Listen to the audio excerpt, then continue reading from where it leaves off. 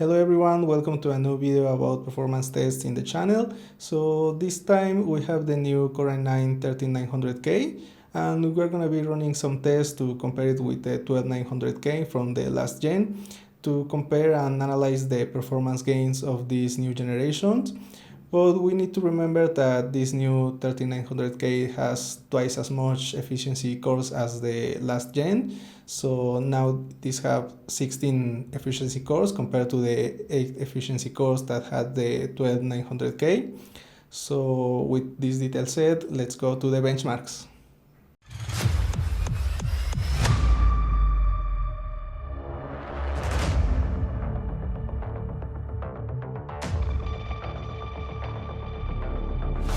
Starting with 7-zip, we can see gains on the 13900K of 31% on the file compression and 58% on decompression.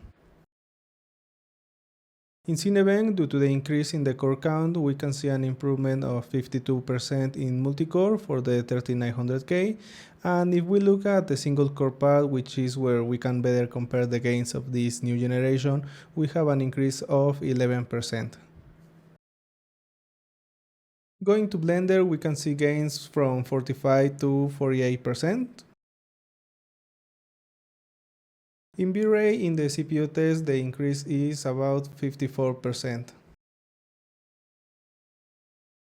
Now in Adobe Creative Cloud, using the Puget Bench, we can see a small improvement of just over 4% in Photoshop.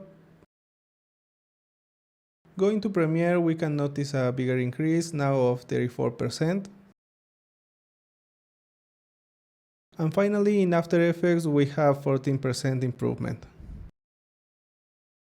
Moving into games, we start with Civilization 6, where we can see 25% reduction in the average frame time and 20% in the 1% low, as well as a reduction in the average turn time of 11%. Now in Cyberpunk at 4K Ultra Quality with Ray Tracing active and DLSS in the quality option, we are more GPU limited and we can see the same level of performance in both CPUs. Again in 4K, but disabling both Ray Tracing and DLSS, we have a 5% improvement in the average frames per second, and also we have an improvement in the 1% low by 3%. Going to 1080p medium quality, we have gains of 24% in the average frames per second and 14% in the 1% low.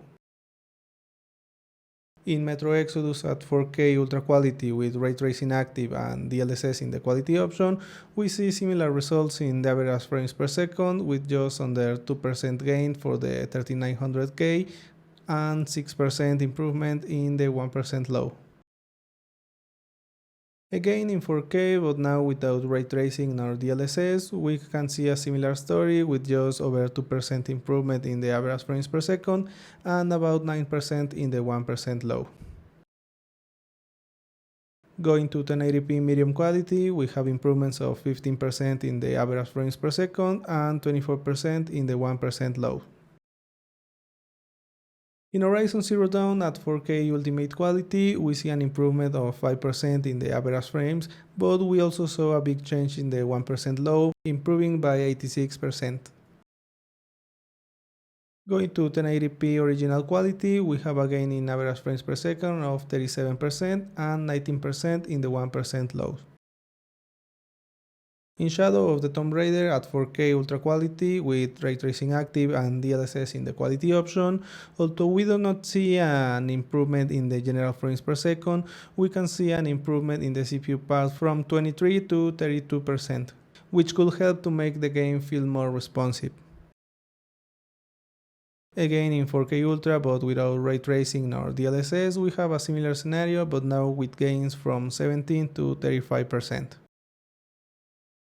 As for 1080p medium quality, here we can notice an improvement in the general frames per second of almost 14% and up to 29% in the CPU part.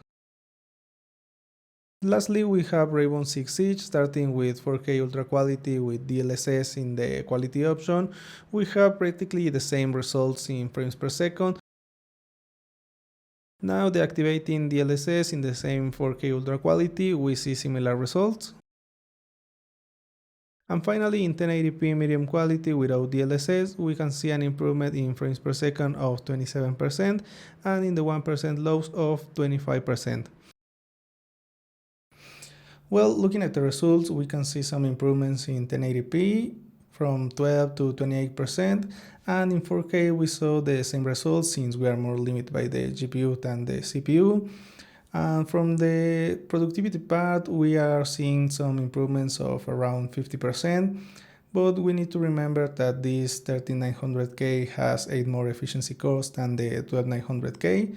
So if we saw some tests like Cinebench in single core, here the improvement is just about 11%.